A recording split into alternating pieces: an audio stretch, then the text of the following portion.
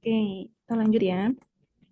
Jadi di sini status gizinya yaitu antropometri yang kita mengukur akurat sama presisi, lebih ke antropometrinya ya, tinggi badan, berat badan, lila kayak gitu atau penglipatan lemak ya, bukan body composition seperti dia kayak gitu. Karena kan kalau alatnya sudah digital seperti itu kan akan lebih mudah ya samanya kayak gitu. Tergantung alatnya. Tadi sama sebenarnya tergantung sama alatnya sama dia keahlian dari pengukurnya ya. Nah, ini dia untuk pengukuran antropometri kan sebenarnya dia lumayan mudah ya. Kalau kemarin kita ingat lagi mengenai kelebihan maupun kekurangan dari pengukuran antropometri, sebenarnya tidak terlalu membutuhkan skill yang harus ikut pelatihan gitu enggak. Kayak gitu. Jadi memang didasari dari backgroundnya, misalkan dia harus tenaga kesehatan. Jadi kalau misalkan teman-teman pun melakukan survei kesehatan, kita mau survei kesehatan itu biasanya kita menarik orang itu yang backgroundnya adalah kesehatan kayak gitu. Jadi mereka sudah diberikan atau dibekali ilmu ya dengan cara mengukur tinggi badan, berat badan ataupun komposisi tubuh yang lainnya kayak gitu. Nah, ini settingnya itu bisa masyarakat ataupun klinik ya kalau antropometri. Jadi kalau masyarakat itu biasanya kita lakukan di orang yang sehat. Gitu ya, di orang yang sehat kayak gitu. Dan kalau klinik biasanya tujuannya antropometrinya ini adalah yang pertama adalah untuk screening. Jadi kalau screening itu kan dia memisahkan antara orang yang beresiko dengan orang yang tidak beresiko. Kayak gitu. Nah, kalau screening di rumah sakit, biasanya kita harus tahu kira-kira ada penurunan berat badan nggak dalam 1 bulan terakhir ini. Otomatis kan berarti dia harus tahu ya berat badan yang bulan lalu sama bulan yang sekarang. Nah, itu ada penurunan berat badan atau tidak. Kayak gitu ya. Ada penurunan nafsu makan atau tidak gitu. Jadi biasanya untuk antropometri ini dia untuk ini ya screeningnya ini ya. Jadi nggak tanya ini ya dia IMT-nya berapa, status gizinya berapa, tapi ada penurunan berat badan atau tidak dalam beberapa bulan ini atau 1 bulan terakhir kayak gitu.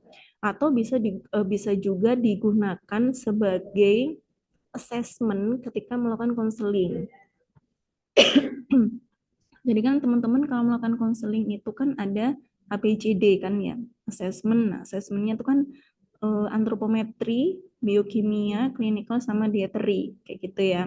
Nah, kalau pas waktu antropometri, sebelumnya itu kita ukur dulu BB, TB-nya, biokimia, kita dapatnya dari mana kalau biokimia kemarin? Biokimia, fisik klinis itu pas waktu konseling, apakah kita menggali data tersebut atau kita dapatnya dari medical history? Ada yang tahu nggak? Dapatnya dari mana? Konselor, kalian sebagai konselor, itu dapat data biokimia sama fisik klinis itu dari mana?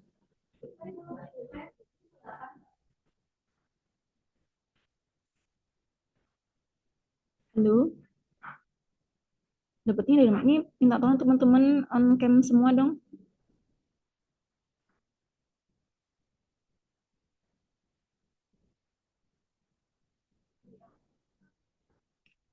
Ini saya pause dulu ya. Saya nggak lanjut kalau belum ada respon dan tidak on cam.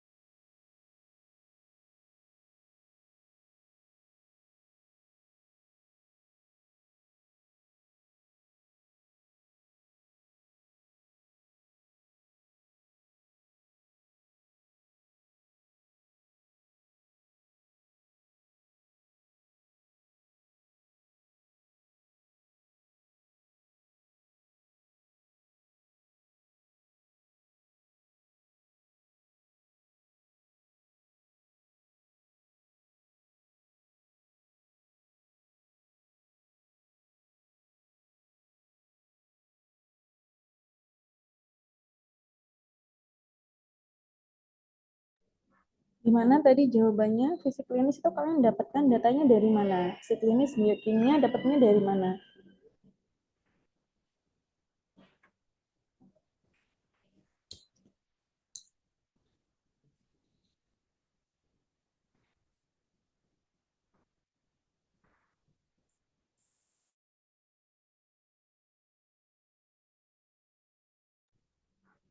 Masa lupa kemarin, baru minggu kemarin kan ya, 2 minggu yang lalu ya, belajar mengenai fisik klinis, biokimia. Dapatnya dari, kalian bisa nggak ngukur ini, ngukur, ngukur tensi, dibekali ilmu mengukur tensi nggak? Dapatnya datanya biasanya dari mana?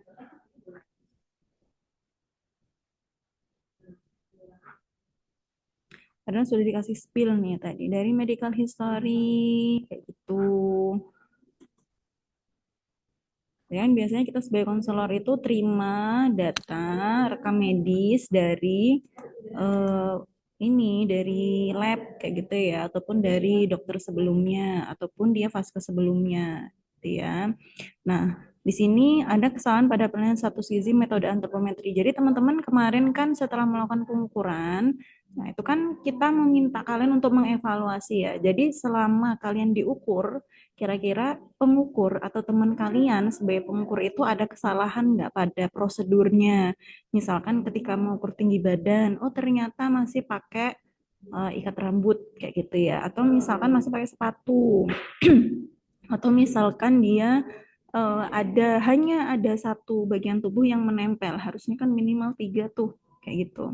Terus kalau misalkan pas waktu mengukur lila kayak gitu, oh ternyata dia diukurnya di bagian tangan yang aktif kayak gitu. Jadi kemarin kita memposisikan bahwasanya yang diukur kalian yang diukur itu adalah responden kayak gitu ya. Jadi kalian sebenarnya nggak tiba-tiba oh pas waktu mengukur lila kayak gitu langsung dibuka ini bagian lengannya terus digulung gitu enggak. Jadi menunggu prosedur, menunggu instruksi dari pengukur. Sebelumnya harusnya seperti itu kayak gitu supaya tahu step prosedur pengukuran yang kurang dari pengukur itu yang bagian mana gitu ya.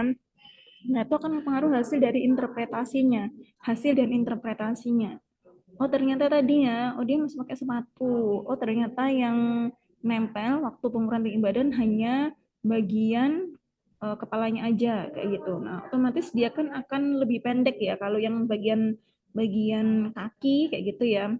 Kakinya itu dia nggak nempel kayak gitu. Otomatis dia akan berbeda kayak gitu hasil interpretasinya kayak gitu. Nah, ini akhirnya di sini ada variasi akhirnya antar pengukur, antar kalian sendiri kayak gitu dan juga antar intra ya, intra kalian gitu. Jadi pengukuran itu kan sebaiknya dilakukan 2 kali ya. Nanti kalian akan menghitung rata-ratanya. Semakin dekat hasil pengukuran kalian, misalkan nih ya, kalian ngukur ini misalkan ya, di sini bisa nulis-nulis nggak ya? Misalkan kalian itu, misalkan yang diukur itu A ya, yang diukur A, terus kalian itu B. Nah, pengukurannya ini dilakukan 2 kali, jadi ini kan yang diukur nih, ini yang diukur A itu yang diukur, B itu yang mengukur, kayak gitu, B itu yang mengukur. Nah, kalau A tadi kan diukur 2 kali, kalau hasil selisihnya itu hasil ukurnya itu sama atau selisihnya itu nggak jauh, berarti hasilmu itu adalah presisi, gitu ya, presisi.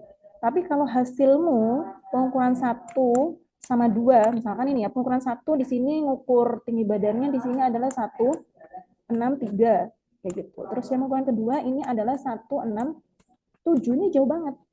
Karena kita tahu bahwasanya selisih antara pengukuran 1 sama hasil pengukuran 1 sama 2 itu tidak boleh lebih dari 0,5. Gitu ya. Jadi kalau semakin dekat, oh ini hasilnya dia yang kedua, yang pertama 163 nih. Terus yang kedua dia 163,5. Nah, berarti ini kan hasil pertama sama kedua ini mendekati nih. Nah, ini di presisi. Jadi presisi itu hasil pengukuran 1 2 intra observer. Jadi kalian yang ukur 2 kali hasilnya sama ataupun berdekatan itu presisi. Atau misalkan C di sini yang ukur yang lain. C ini juga melakukan pengukuran 2 kali, 1 2 ke apa namanya ke orang A kayak gitu. Jadi kalau misalkan dia juga sama nih, nah berarti ini ada presisi antara hasil pengukuran B dan C. Kayak gitu. Jadi presisi itu dia hasilnya mendekati hasil intra observer sama inter. Kalau intra itu kan antar kalian sendiri, pengukuran 1, 2 kalian sendiri. Pengukuran B sendiri yang 1, 2 itu intra, maaf ya, intra. Kalau kalau pengukuran B sama C yang dia sama di sini ya, B sama C ini kan orangnya berbeda ya. Nah, itu dia inter observer atau inter observer ya. Gitu. Ada yang mau ditanyakan dari sini? Sudah ya? Oke, jadi pengukuran interpersonal atau interobserver tadi ya, ini merujuk pada konsistensi hasil pengukuran. Jadi kalau dia sama, berarti kan dia konsistensi nih hasil ukurnya. Gitu. Kalau misalkan dia bervariasi, berarti kan dia nggak konsisten nih. Jadi masih ada masalah di prosedur pengukurannya atau memang alatnya yang bermasalah kayak gitu. Tujuannya apa di sini? Tujuannya seberapa stabil hasil pengukuran dalam subjek yang sama kayak gitu. Jadi subjek yang sama kita bandinginnya di subjek pengukuran yang sama. Tadi yang si A ini ya, si A tadi ya. Oke. Ini contohnya seorang pengukur mengukur tinggi badan anak pada pagi dan sore dan hasilnya dibandingkan. Atau tadi langsung kalian bandingkan 1, 2. Nah, biasanya kita gini, kalau untuk mengukur presisi akurasi ya, jadi misalkan ada subjeknya yang diukur itu ada 3. Nah, ada 3 ya. Yang mengukur ini dia AB. AB. Nah, di sini A mengukur 1, 2, 3 dulu, kayak gitu udah selesai baru nanti kembali lagi ke satu sini, itu baru diukur dia apakah ada presisi ataupun akurasi. Nah, kalau akurasi itu biasanya dibandingkan dengan gold standard.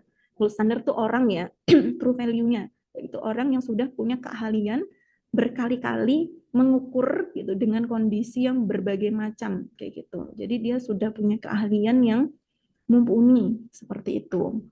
Jadi kita ngukurnya nggak perlu dia waktunya berbeda, cukup dia rotasi seperti ini, dia termasuk bisa dengan waktu yang berbeda ya, namanya seperti itu. Hmm. Nah, selanjutnya di sini pengukuran interpersonal tadi ya, inter itu tadi apa? Kalau ini kan tadi intra, kalau inter itu adalah yang diukur adalah masih orang yang sama, pengukurnya adalah berbeda. Kayak gitu, yang diukur A masih sama, pengukurnya adalah B sama C. Jadi membandingkan tadi ya hasil ukur dengan hasil ukurnya A dibandingkan dari hasil dari yang diukur B sama C. Kayak gitu. Makanya di sini merujuk pada konsistensi pengukur antara dua atau lebih ya pengukur yang berbeda. Jadi misalkan tadi A, yang C, D kayak gitu. Nah, ini hasilnya kita bandingkan. Kira-kira kira-kira mendekati atau tidak kayak gitu, mendekati dari hasilnya nggak, misalnya ini pengukuran 1, 2 nih, 1, 2 kayak gitu. B ini berat badannya misalkan berat badan di sini ini 63, di sini 64, di sini dia 62, di sini 65, di sini dia 63 kayak gitu. Jadi yang bisa dikatakan di sini ini bisa dikatakan dia presisi dengan B itu secara interpersonal ya, pengukuran B itu dia presisi dengan pengukuran C. Jadi hasilnya itu mendekati kayak gitu. C ini sebenarnya dia masih agak-agak yang agak mendekati ya di pengukuran pertama ya kayak gitu ya. Tapi di pengukuran kedua, nah ini sudah kan agak terlalu jauh karena selisih antara 1 sama 2 itu dia 3 cm gitu. Jadi dia nggak presisi kayak gitu. Tapi kalau akurasi tadi dia dibandingkan dengan gold standarnya dia jauh atau enggak kayak gitu ya. Nah, tujuannya ini di sini adalah mengevaluasi keseragaman teknik dan hasil antar pengukur. Prosedurnya sama nggak yang dipraktikan gitu ketika mengukur A gitu. Karena kan kita kadang ini ya punya punya apa ya step-step yang berbeda. Oh, saya punya rujukan nih kayak gitu. Rujukannya nggak terstandar gitu. Misalkan dia punya rujukan beda kayak gitu. Oh, saya rujukannya dari Gibson. Jadi pengukuran tinggi badan, berat badan caranya seperti ini. Sebelum diukur, nanti kita menyampaikan kalau dia pakaiannya seminimal mungkin, tidak boleh dia menggunakan apa membawa barang-barang yang berat. Terus kayak misalkan sabu ataupun dia pakaian yang tebel kayak gitu ataupun popok anak itu harus dilepas seperti itu. Nah, kalau misalkan dia ada prosedur yang sebenarnya prosedurnya sama, cuma ternyata ada yang skip nih. Oh, anaknya dia pakai popok, popoknya sudah dari pagi, kayak gitu. Sebentar ya.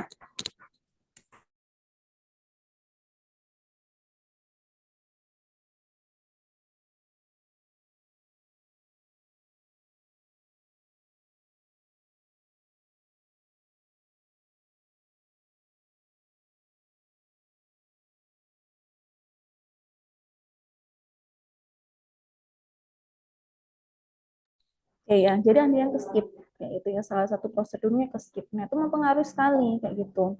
Nah, memang kalau popok itu kita pernah nih pas waktu survei ya. Popok itu dia mempengaruhi berapa gram kayak gitu ya. Tapi kalau dia di digital kayak gitu untuk timbangan berat badan itu akan sangat berpengaruh kalau untuk anak bayi balita ya. Kalau misalkan dia mengukur panjang badan, nah itu juga akan mempengaruhi kalau pakai popok. Jadi kondisinya kalau pakai popok itu kan bagian pantatnya itu akan keangkat ya. Otomatis kakinya itu dia akan nekuk dikit, akan lebih pendek kalau pakai popok gitu ya.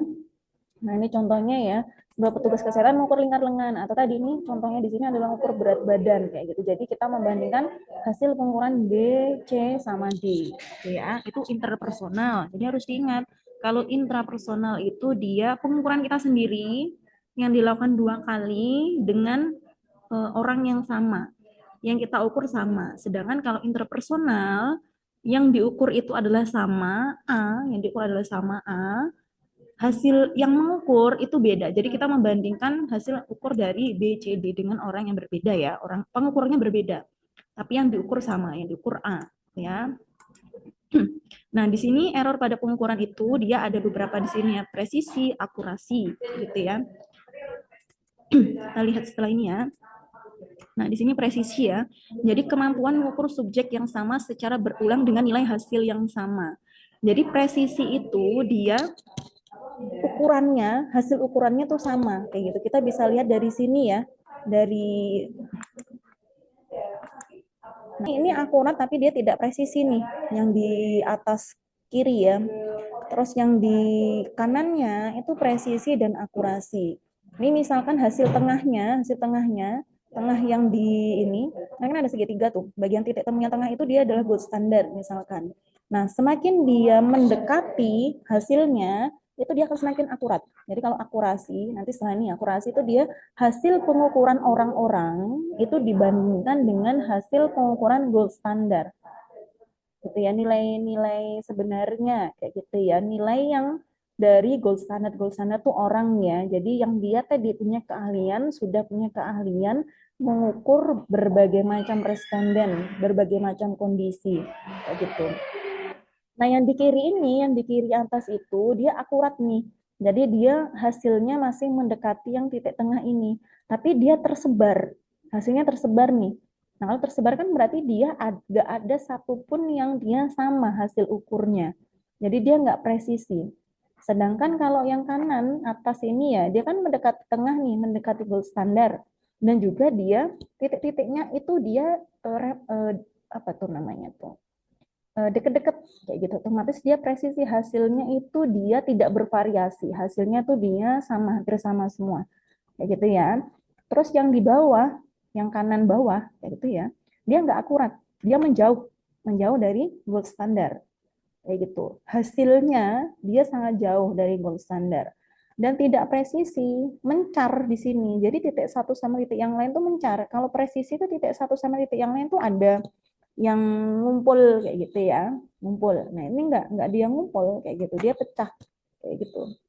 Terus yang kanan bawah, tadi kiri bawah ya, kanan bawah, nah itu dia tidak akurat karena dia menjauh dari titik tengahnya, tapi dia di sini ngumpul jadi satu.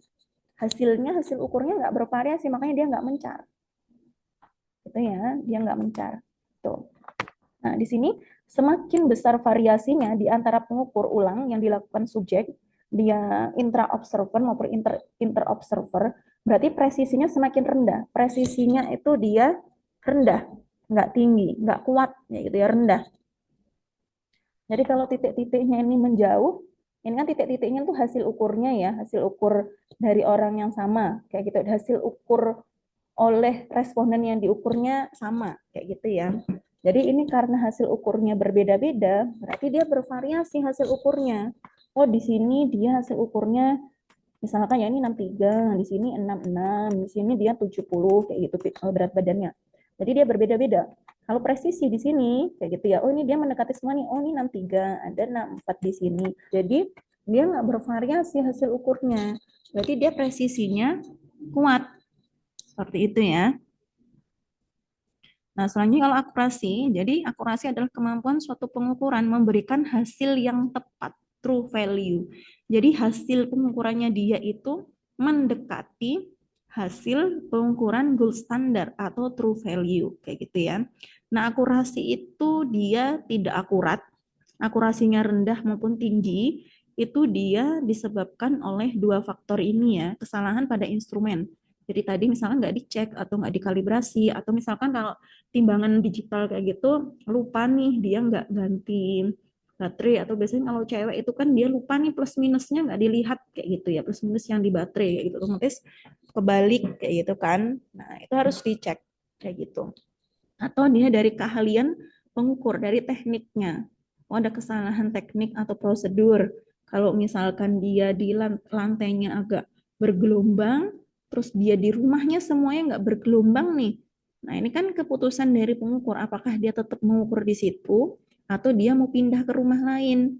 Nah, biasanya sering nih terjadi di survei-survei nasional. Oh, tempat rumahnya ini dia lantainya bergelombang kayak gitu. Tapi jarak antar rumah satu sama rumah yang lainnya itu dia jauh. Nah, itu gimana cara mensiasatinya? Kalian cari. Ya mau nggak mau cari ya, karena biar sesuai sama prosedur kalian dan menghasilkan hasil yang benar, dekat dengan true value-nya. Seperti itu. Nah, selanjutnya ini adalah ada nilai sesungguhnya. Nilai sesungguhnya itu dari gold standard ya. Nilai yang didapatkan dari pengukuran gold standard. Kayak gitu. Yang tadi orang yang dia ngukur sudah punya kompetensi, sudah berkali-kali ngukur. Kayak gitu. Nah, nilai yang terukur ini adalah nilai yang kalian dapatkan dari hasil pengukurannya. Kayak gitu kan. Nah, di sini akurasi nih, semakin dia dekat ya, akurasi ya. Nih, semakin nilai terukurnya ini dia dekat sama nilai sesungguhnya, nah ini semakin akurasinya semakin tinggi. Nah, kalau dia tadi ya, dia nilai terukurnya semakin semakin apa? Semakin ke kiri atau semakin dekat sama nilai sesungguhnya, ini akurasinya tinggi. Tapi kalau dia nilai terukurnya itu semakin jauh dengan nilai sesungguhnya, nah ini berarti akurasinya rendah. Akurasinya rendah. Kalau presisi tadi gimana kalau presisi? Nilai presisi, kalau dia semakin lebar di sini ya, lebar nilai terukurnya, lebar antara nilai pengukuran satu sama yang kedua, itu presisinya rendah atau tinggi?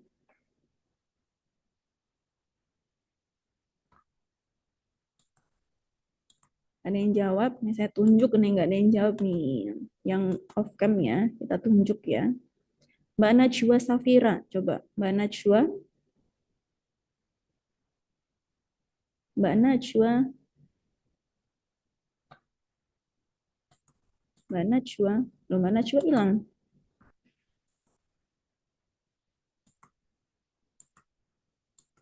Mbak Najwa Safira ini lagi kuliah atau lagi apa nih? Tiba-tiba nggak ada dia. Najwa Safira. Oh ada. Mbak Najwa, Mbak Najwa. Ini kalau kalian kuliah online tuh seperti ini nih.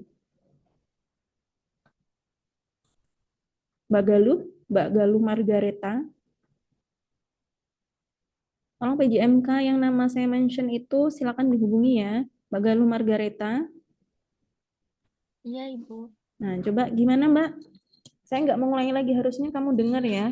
Karena kamu sekarang lagi kuliah ya. Gimana? Presisinya rendah atau tinggi?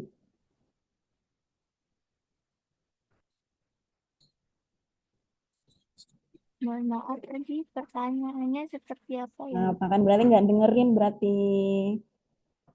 Ini posisinya Mbak Galuh lagi di mana? Lagi di rumah.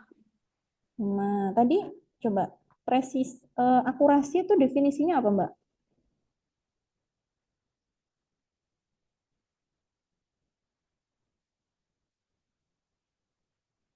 Nah, nggak bisa. Ini tadi Mbak Galuh ini kuliah atau HP-nya ditinggal.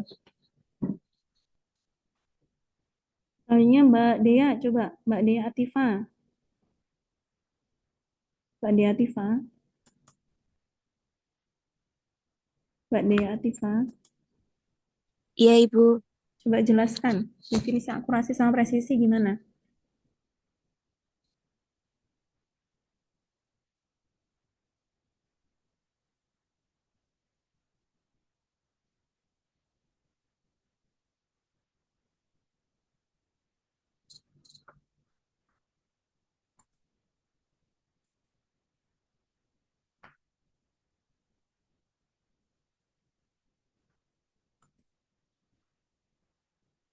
Mbak Diativa bisa on cam dulu.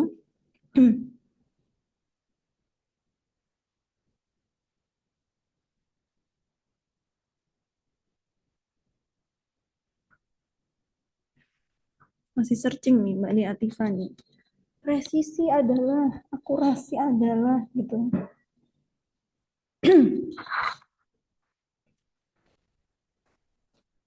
Sudah ketemu belum Mbak Dea?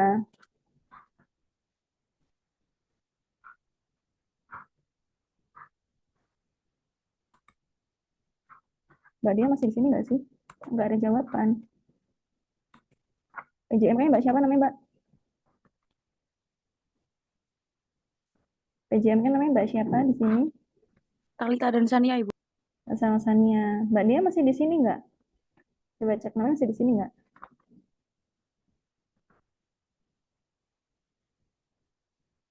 Tidak ada, Ibu. Ada. Kita lempar lagi ya. Nggak apa-apa, lempar-lempar aja. Yang masih off cam nih. Niputut, Niputu, Niputu Noviana. Coba. Niputu Noviana. Hadir nggak? Mana Mbak Niputu? Saya, Ibu. Apa? Definisinya?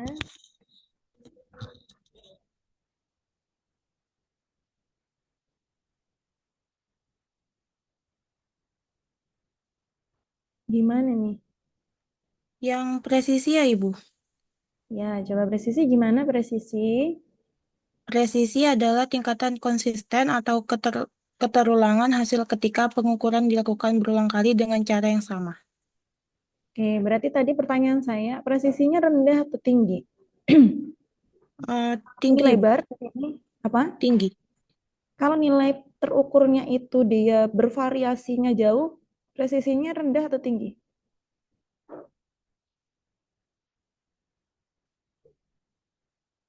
Rendah, Ibu. Rendah, oke ya. Jadi semakin dia sempit, semakin dia tidak bervariasi hasilnya, dia 64 sama 64 gitu ya, simpulan 1, 2. Nah ini dia presisi, jadi dia sempit, semakin sempit hasil terukur, nilai terukurnya, presisinya tinggi. Kayak gitu. Semakin dia variasi nilai terukurnya itu semakin lebar di sini, berarti dia presisinya rendah. Jadi harus diingat ya. Oke, selanjutnya. Nah, ini sudah saya jelaskan tadi. Ini saya pengen kalian menjelaskan kembali. Oke ya. Bahasa Bita. Bahasa Bita bisa dijelaskan yang ini ya. Bu, Ini maksud dari gambar ini apa nih yang ini?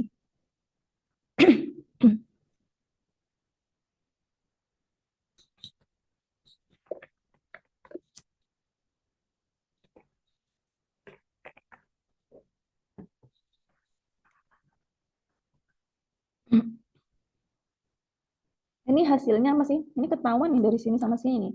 Hasilnya apa? Akurasi Gimana?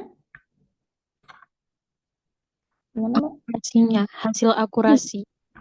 Hasil akurasinya gimana?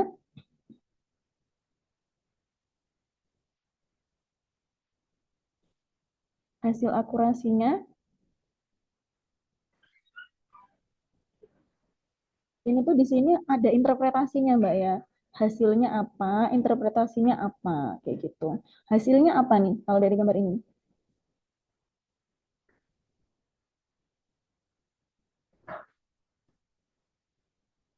Hasil eh dikit bentar, Bu. Hasilnya akurasinya Akurasinya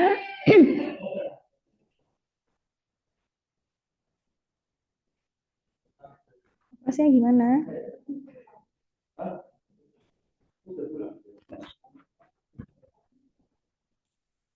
hasilnya akurasinya tinggi, Bu.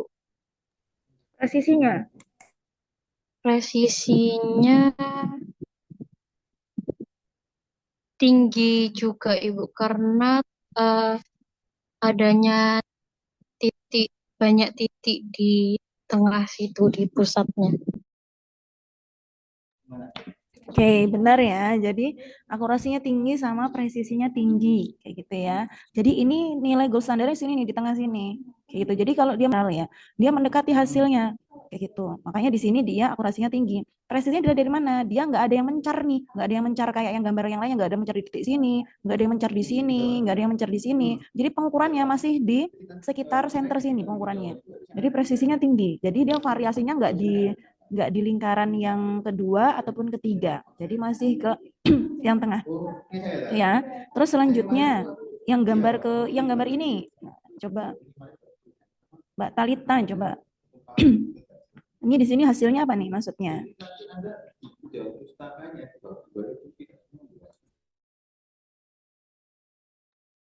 Hasilnya presisinya tinggi, akurasinya rendah, Ibu.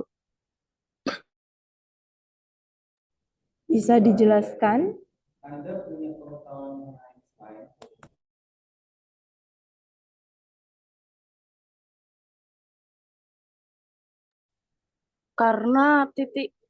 Karena yang warna-warna merah itu berkumpul tetapi jauh dari titik tengahnya, Ibu.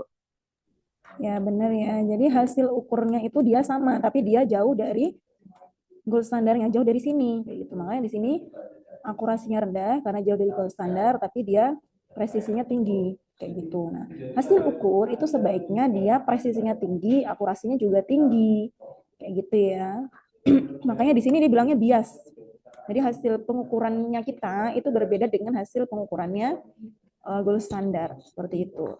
Terus yang ini, Mbak siapa ya ini ya?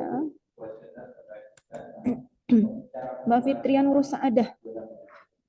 Ini yang ini apa Mbak? Itu presisinya tinggi, akurasinya rendah. Apa gimana? Nah, bisa diulangi? Cepat. Presisinya tinggi, akurasinya rendah. Akurasinya rendah. Nah, ini sebenarnya di sini tuh sudah ada jawabannya Mbak Iya, ya. pakai akurasi. Precision gitu ya. Jadi dia apa? Precision itu apa? Presisinya Tinggi. rendah, tidak presisi. Dia akurasi. Nah, kenapa di sini bilangnya akurasi? Karena di sini dia walaupun ini ya jauh kayak gitu ya, dia masih di sini loh ya, masih yang di lingkaran yang kedua ini masih banyak kayak gitu. Lingkaran kedua ke satu ya, hanya 4 saja. Jadi dia masih mendekati akurasi yang tinggi, tapi dia nilainya bervariasi, makanya di sini imprecision, gitu, tidak presisi. Itu Mbak ya. Iya, Terus selanjutnya yang ini, Mbak Putri Inayatul coba. Yang ini gimana Mbak Putri?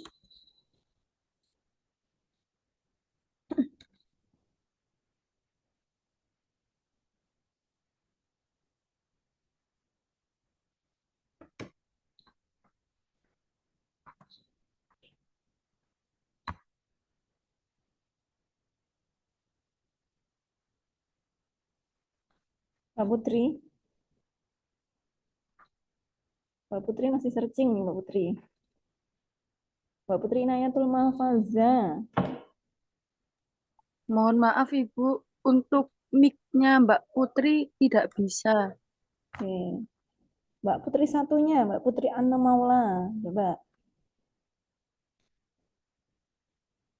Putri Anna Maula.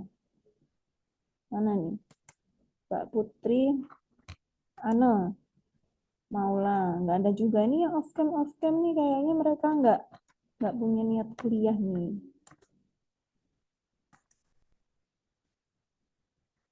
Sania Razana, coba mana Mbak Sania Razana? Iya, Ibu. Coba dijelaskan nih hasilnya apa Mbak? Yang ini akhir yang kanan bawah. Untuk hasilnya rendah, akurasinya rendah, Ibu. Presisinya rendah, akurasinya rendah. Benar ya. Jadi ini hasilnya, ini dia bervariasi hasilnya, kayak gitu ya di lingkaran pertama ada, kedua ada, ketiga ada. Sini juga dia pokoknya dia bervariasi kayak gitu ya. Terus dia dari gold standarnya juga menyebar. Gitu. Kalau tadi kan dia masih banyak nih di sini yang di lingkaran kedua di sini masih banyak ya. Nah, ini dia menyebar nih 1 ada, 2 ada, 3 ada, 4 ada, di 5 juga banyak nih kayak gitu. Jadi akurasinya tinggi sama akurasinya rendah sama presisinya rendah juga kayak gitu. Nah, ini faktor yang mempengaruhi presisi dan juga akurasi. Yang pertama operator, jadi skill kalian. Makanya kalian sebelum penelitian kayak gitu ataupun sebelum turun lapangan, kalian kan turun ini ya. Nanti di semester depan kayak gitu ada praktek yang lainnya kayak gitu ya. Semester depan kan punya apa namanya survei konsumsi pangan kayak gitu. Prakteknya berbeda tuh pun juga dia harus punya skill kayak gitu.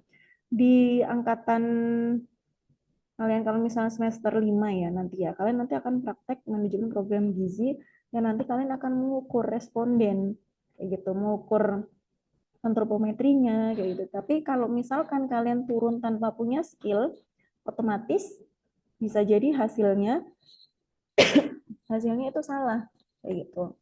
Apalagi kalau misalkan yang kalian ukur itu adalah bukan orang yang bukan bukan yang ini ya, masih masih rentan ya. Misalkan dia bayi, balita, otomatis ketika kita menginstruksikan mereka, mereka akan bisa jadi nggak menuruti gitu ya. Misalkan dia usia 4 tahun nih, walaupun mereka sudah paham instruksi kita, tapi kadang tuh kalau mau diukur tinggi badan gitu, mereka biasanya lututnya nekuk kayak gitu, atau dia misalkan masih nengak-nengok kayak gitu ya. Makanya biasanya kalau pengukuran yang dilakukan untuk bayi balita, nah itu pengukurnya harus 2.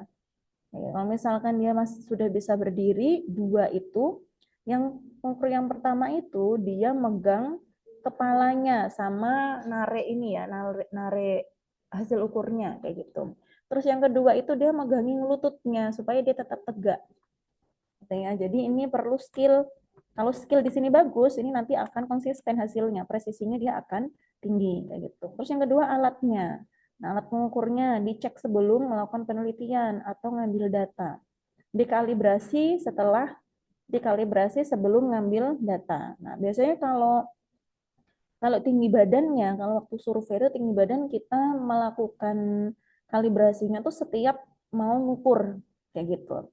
Tapi kalau berat badan itu biasanya kita melakukan kalibrasinya kalau pagi hari sebelum ngukur. Jadi sehari itu kan biasanya kita ngukur beberapa responden, 5 sampai 10 responden.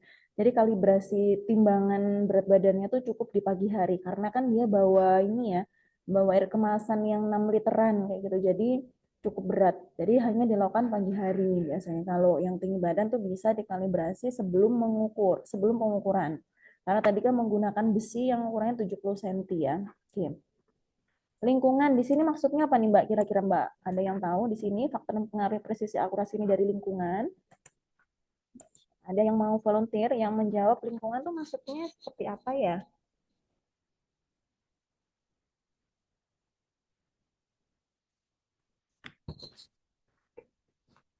Mbak Risma, coba Mbak Risma Fitriah Dewi.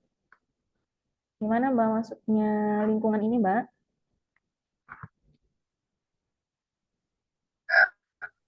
Iya, Ibu, seperti Apa Mbak maksudnya lingkungan itu Mbak?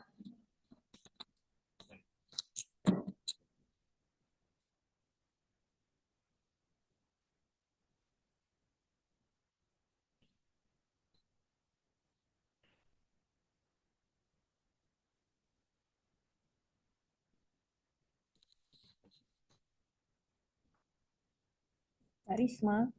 Mbak Risma masih di sini nggak nih? iya, Ibu.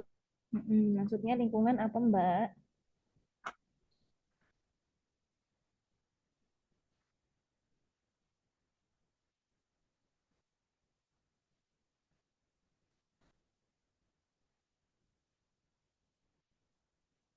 Tadi loh, kalau kalian ngecek itu, sekitar kalian tuh harus bagaimana? Kalau ngukur tinggi badan, berarti harus apa saja yang dipastikan?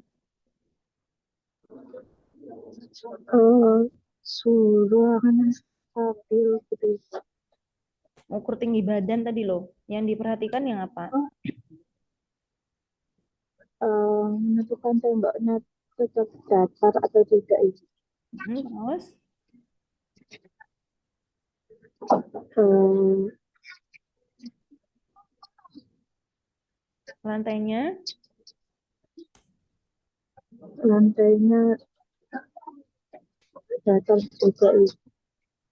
oke, benar ya. Jadi selain gangguan, itu lingkungan sekitar tuh sama mempengaruhi hasil pengukuran, kayak gitu.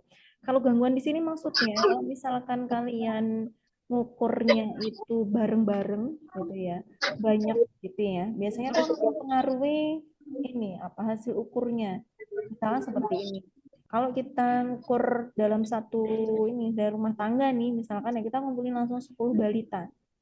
Satu anak nangis, semuanya nangis. Kan itu termasuk gangguan di situ. Jadi kita harus punya upaya bagaimana agar kita bisa mengukur semuanya. Gitu ya. Bisa jadi ini caranya adalah oh ini saya ngukurnya door to door. Atau misalkan dikumpulkan 2 atau sampai 3. Kalau misalkan 10 terlalu crowded nanti anak-anaknya akan rewel gitu. Jadi itu juga akan mempengaruhi gitu. Terus suhu kayak gitu ya. Oh dia panas gitu ya. Jadi akhirnya responden kita juga nggak nyaman kayak gitu ya. Pas waktu kita ukur gitu. Terus ini kalibasi tadi sudah kita bahas di sini ya. Teknik pengukuran. Nah ini hubungannya sama skill kalian. Gitu. Kalian skillnya itu sudah mumpuni atau belum? Sudah mengikuti step-step prosedur yang benar atau belum ketika pengukuran kayak gitu. Jangan sampai salah. Gitu ya pengukuran 2 kali kayak gitu. Nanti diambil rata-ratanya itu dan nggak boleh selisihnya lebih dari 0,5 kilo kayak gitu tuh nggak boleh kayak gitu ya untuk berat badan kayak gitu ya. Nah ini standar referensinya digunakan ini harus jelas di sini baik dari alatnya maupun dia dari apa namanya prosedurnya kayak gitu. Karena kadang kan kalau kalian cari nih ya cari timbangan digital pasti kan banyak banget nih yang ada di marketplace kayak gitu. Nah ada yang dia memang bagus untuk penelitian, ada yang kurang cocok kayak gitu. Makanya kalau kalian lihat tuh merek-merek yang merek-merek yang biasa digunakan untuk penelitian di kampus-kampus kayak gitu tuh harganya mahal-mahal kayak gitu. Misalkan dia Seka, Tanita kayak gitu tuh merek-merek yang secara spesifikasi dia bagus kayak gitu dan mahal. Itu kan ya. Jadi kalian kalau menggunakan antropometri kayak gitu ini alatnya apa dulu nih kayak gitu. Dia bisa bisa ini nggak optimal nggak penggunaannya seperti itu. Jadi kan SPSS tipenya berapa kayak gitu. Nah, sebenarnya kalau kalian mengukur ya antropometri itu harus tahu spesifikasi dari alat yang mau kalian gunakan. Nah, karena kadang itu alat itu dia nggak boleh sehari itu diinjak oleh berapa orang, gitu. Kalian harus tahu. Kalau diinjak sama 100 orang, gitu ya. Kalian melakukan penelitian pokoknya sehari 100 orang ini harus selesai. Itu akan mempengaruhi keoptimalan dari pengukur apa namanya alat pengukuran kalian. Lo harus tahu juga, gitu ya, standarnya seperti apa, gitu. Oke, dari sini ada yang mau ditanyakan?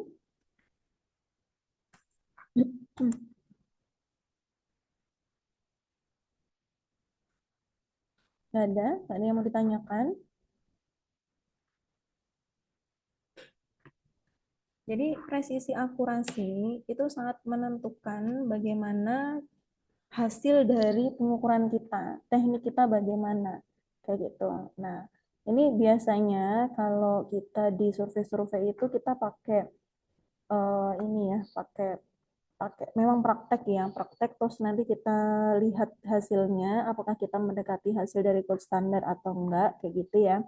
Terus nanti dia akan dilihat, gitu ya, dilihat apakah dia presisi atau akurasi, presisinya rendah atau akurasinya itu rendah atau tinggi kayak gitu. Kalau dia misalkan presisinya rendah sama akurasinya rendah itu biasanya akan fail. Dia akan harus di training lagi kayak gitu.